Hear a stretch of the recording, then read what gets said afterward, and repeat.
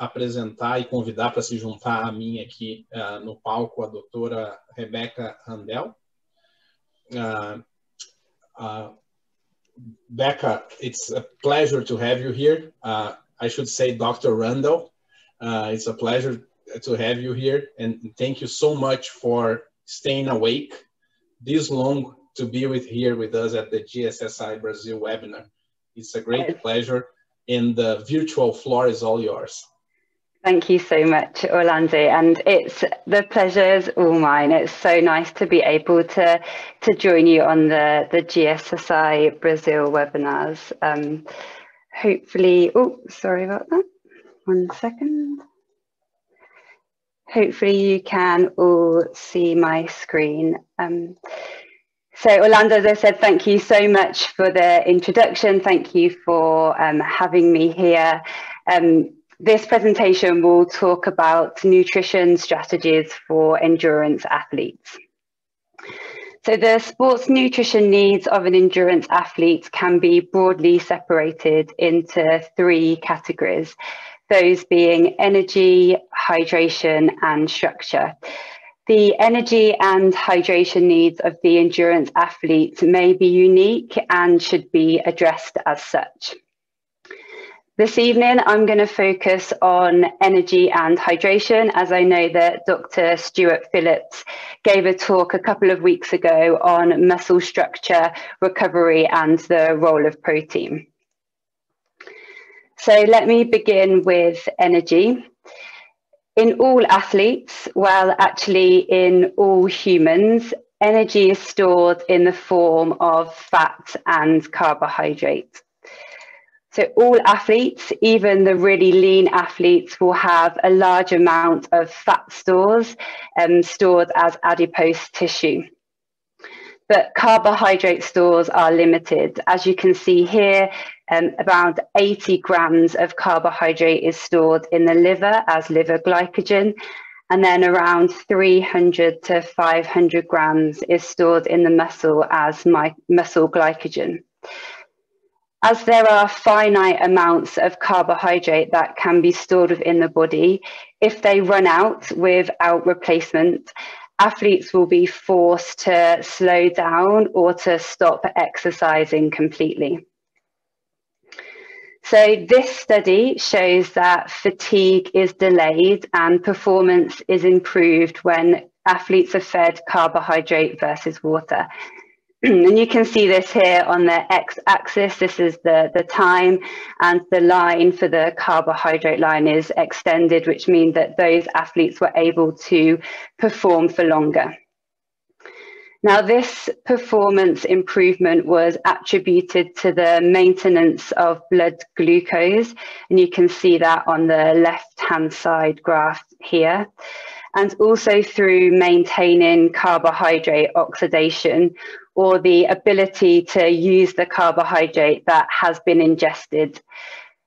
The fed carbohydrate group may also spare muscle and liver glycogen, and there's some evidence to suggest that feeding carbohydrate will help to maintain cerebral blood glucose supply.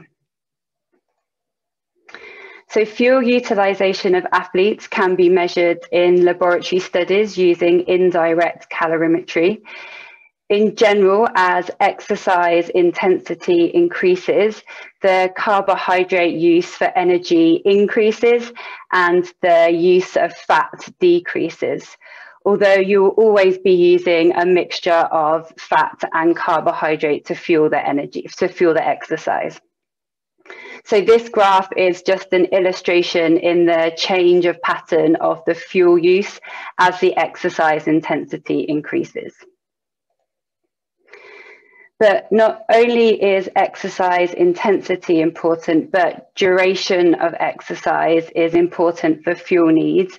And this is where endurance athletes become unique, because as exercise duration increases, muscle glycogen levels decrease, and there's a reliance on the blood glucose and the blood-free fatty acids.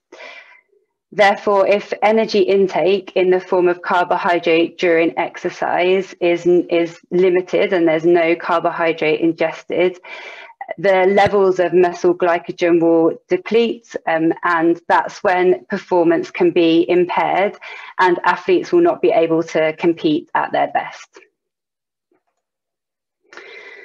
So over long periods of time, so for example, days and weeks, the amount of carbohydrate stored in the muscles can be adapted through the amount of carbohydrate that we consume in our diet.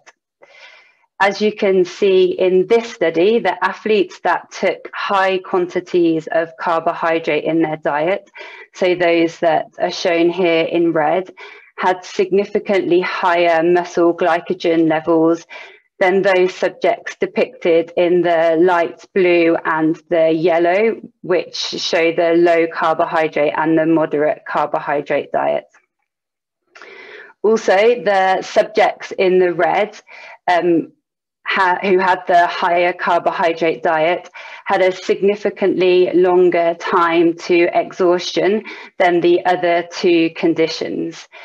This is one measure of performance, meaning that they could exercise for a longer period of time.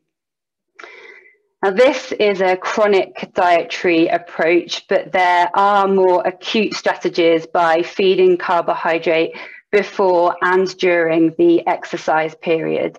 And that's what I'll talk about in the rest of this section of the presentation. So carbohydrate, once consumed, can be absorbed in a few ways in our gut. Glucose is absorbed by the SGLT1 transporter. Now, this transporter can only sustain about 1 gram per minute or 60 grams per hour.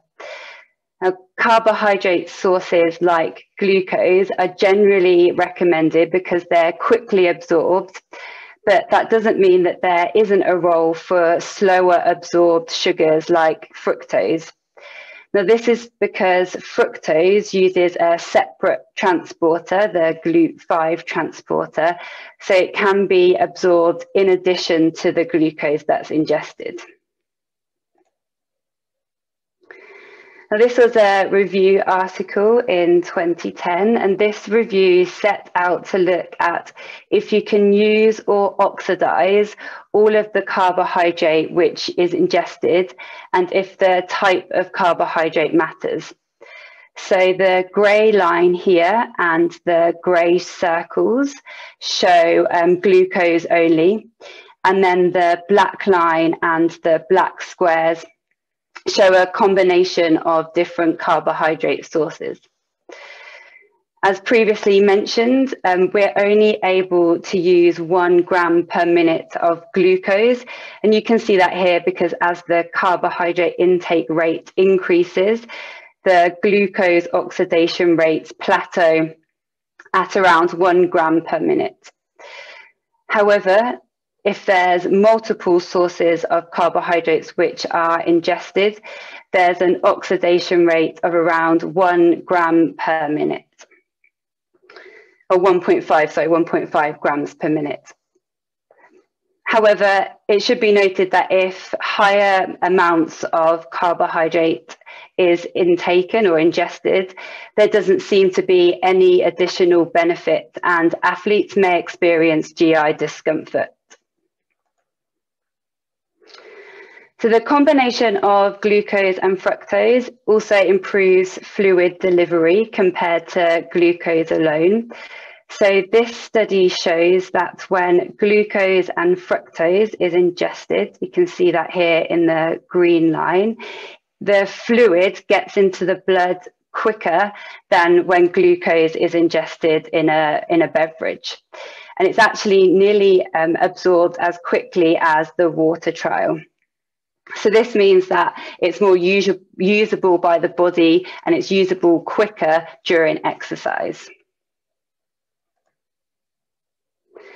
So what does that all mean in terms of performance? Well, as a consequence of improved gut comfort, faster fluid delivery and increased carbohydrate oxidation, This study shows that the performance is improved by 8% when a combination of glucose and fructose in a drink is compared to glucose alone, with a 19% improvement in the glucose and fructose trial compared to placebo.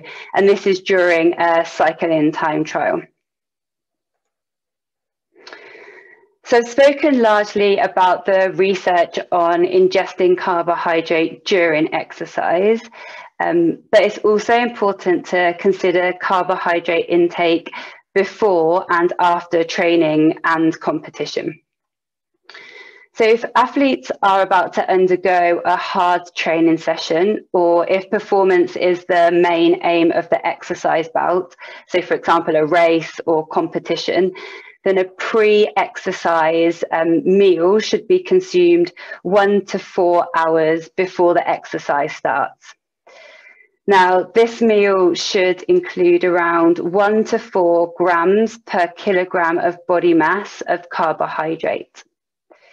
Now, if there's some practitioners on the call today, they might find that some athletes will not be able to tolerate that 4 grams per kilogram of carbohydrate.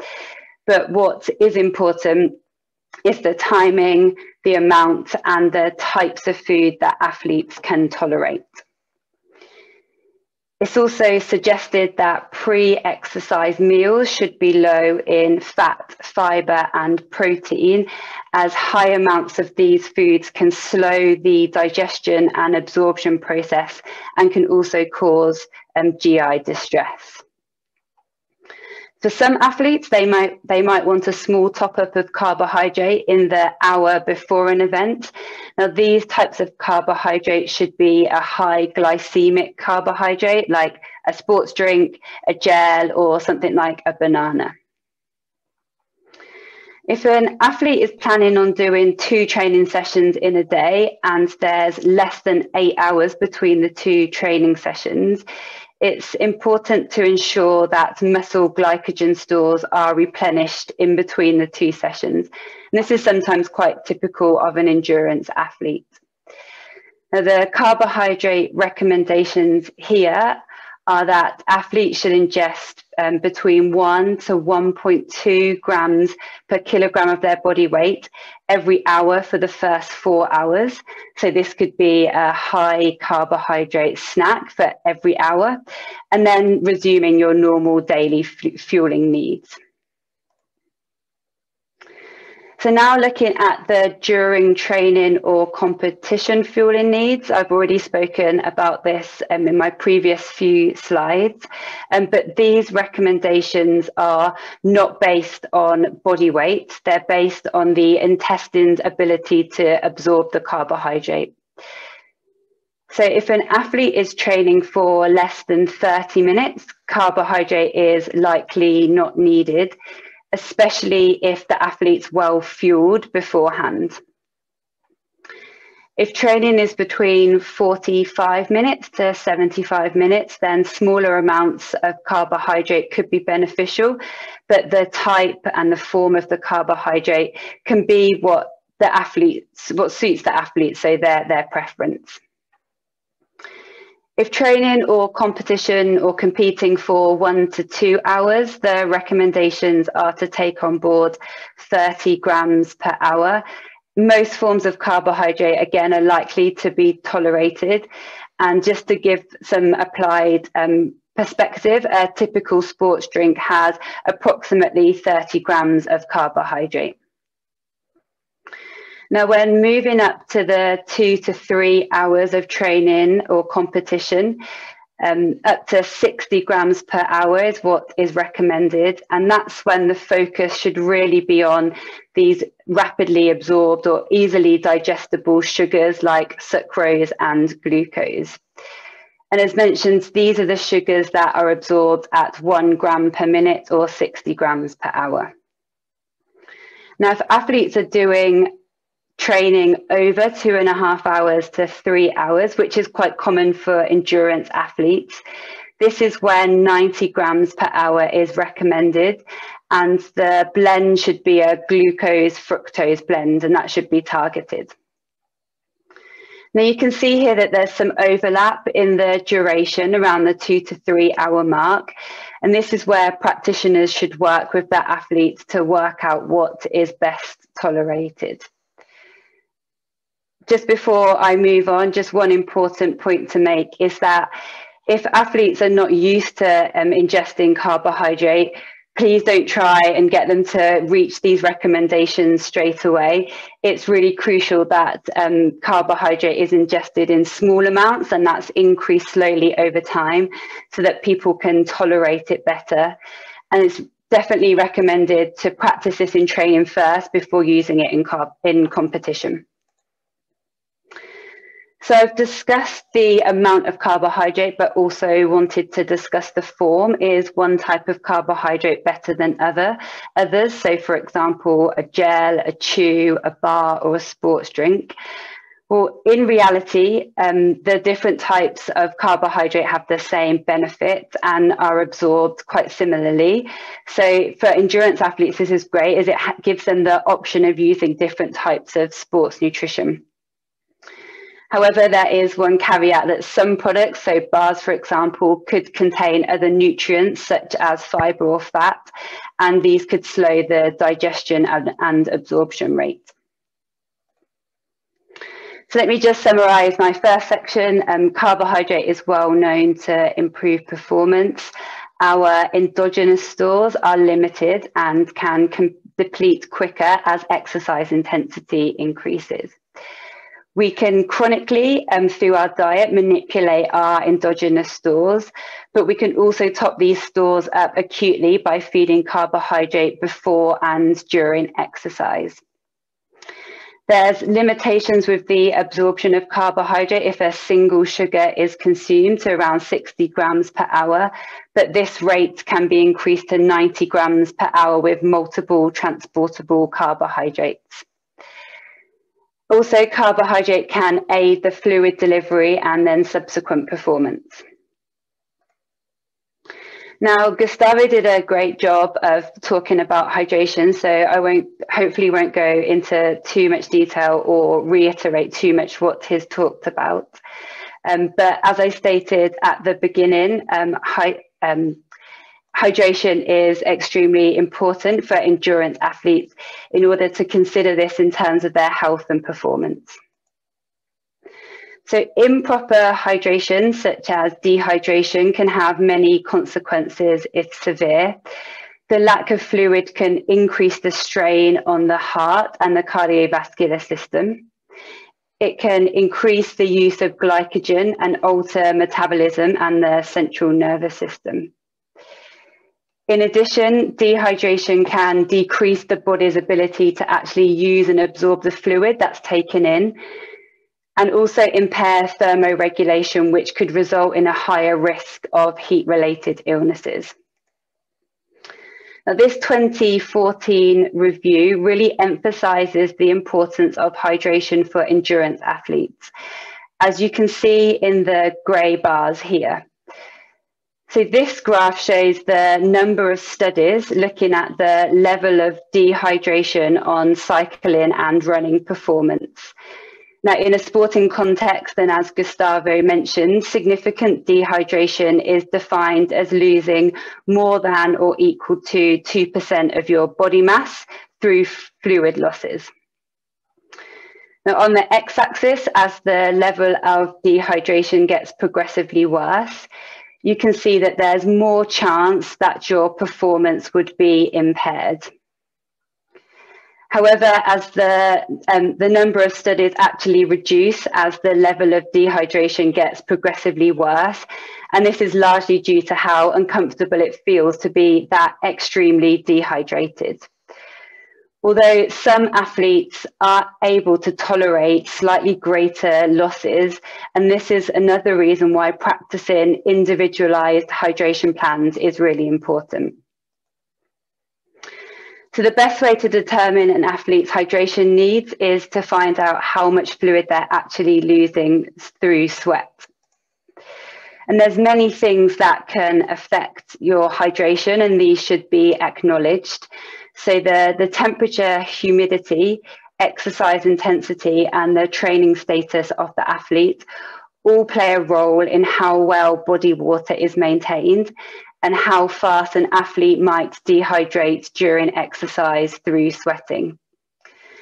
The beverage temperature, the sweetness, and the likability of the beverage will also influence how much an athlete consumes during exercise. To help maintain hydration, specific components of a rehydration beverage impacts various steps of the rehydration process.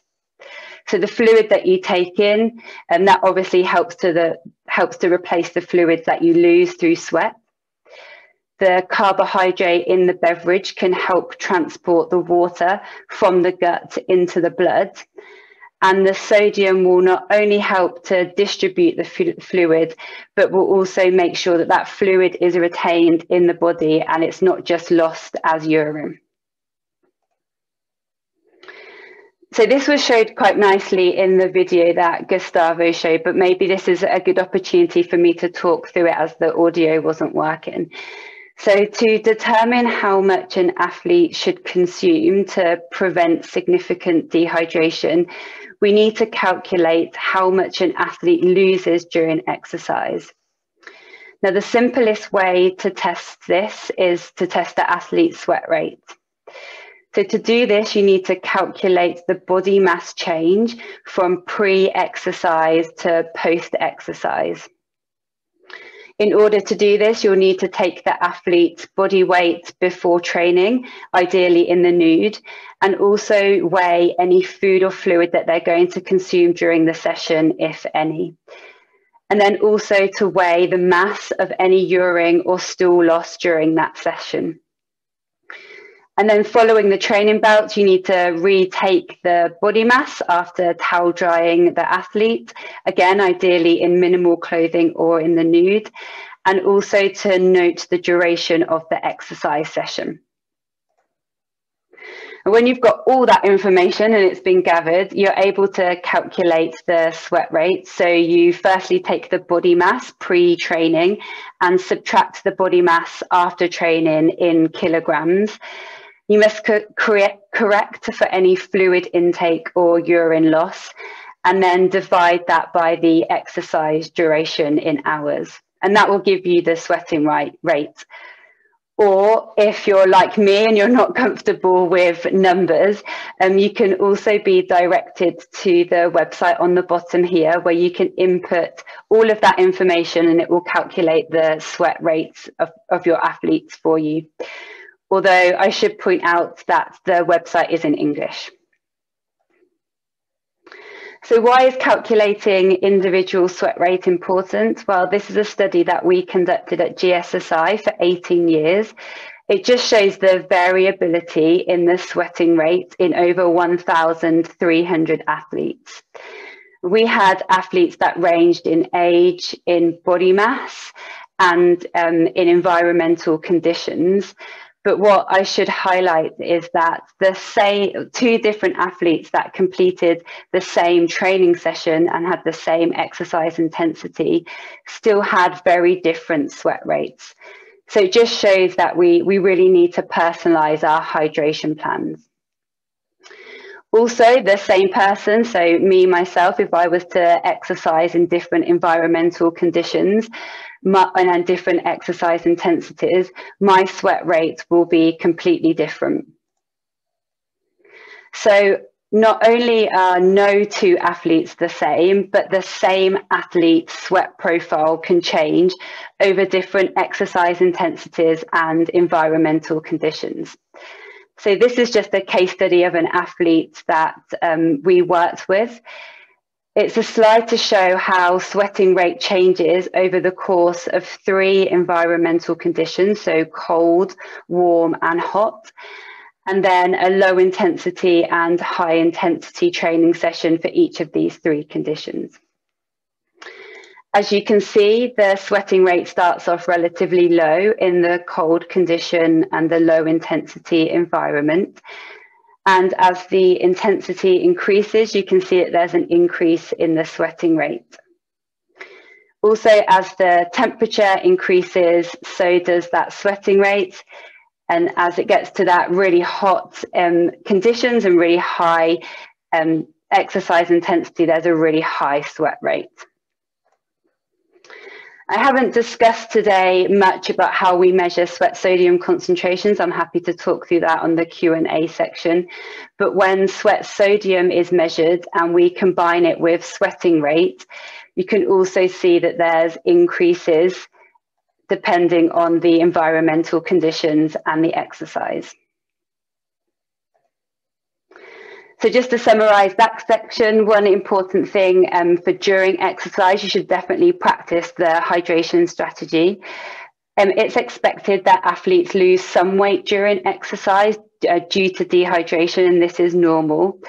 But we're really trying to prevent that excessive dehydration. So we're trying to prevent people to not lose more than 2% of their body weight, especially in hot conditions.